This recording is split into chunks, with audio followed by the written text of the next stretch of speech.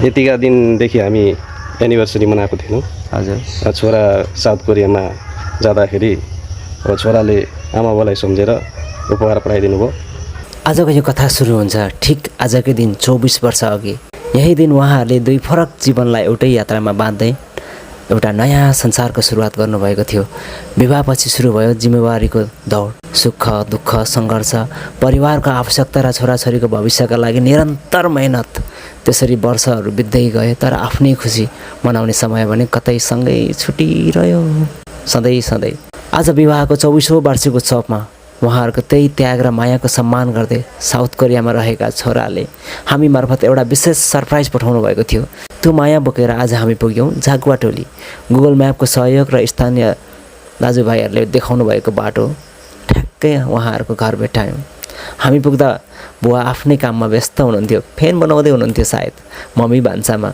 दुवैजनालाई सँगै बसालेर जब हामीले 24औं विवाह वार्षिक उत्सव मनाइदियौँ त्यो क्षण साँच्चै अविस्मरणीय बन्यो।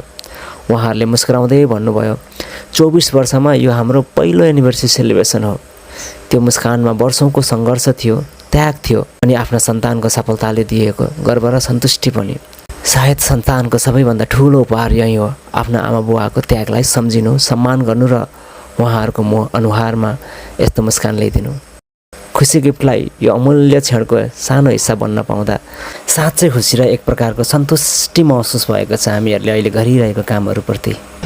सो फेरि पनि तपाईँहरूलाई बधाई छ 24 वर्षसम्म आफ्नो वैवाहिक वर्षगाँठलाई राम्ररी सुरक्षित साथ यत्रो परिवार हुर्काउनु भएकोमा। र यो कसैले कसले पठाएको भनेको त अघि गेस गरिसक्नु भइहाल्यो होला होइन? छोरा विदेशमा कोरियामा। छोरा कोरियामा हो? कोरियामा नि पठायो होला जस्तो लाग्यो। ओके सिक्रेट छैन, छोराले नै पठाउनु भएको। धेरै दिन अगाडिदेखि हामीहरूलाई सम्पर्क गर्नुभएको थियो। सो हामी यसरी लिएर आयौँ। छोरालाई सानो मेसेज दिनुहुन्छ, यो पक्रेर दिनुहोस् न। यतिका दिनदेखि हामी एनिभर्सरी मनाएको थियौँ। हजुर।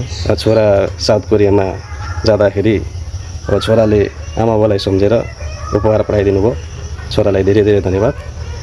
छोरा उन्नति उज्जवल र भविष्यको कामना गर्दछु। धन्यवाद।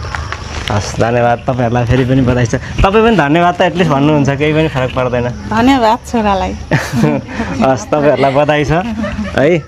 तपाईँहरूले यत्रो 24औं वर्षदेखि छोराछोरीलाई हुर्काइ बढाइ गरेर ल्याउनु भयो। आज फाइनली तपाईँहरूलाई रिटर्न गर्दैछन् केही न केही। तपाईँहरूलाई फेरि पनि बधाई छ। हस्, धन्यवाद।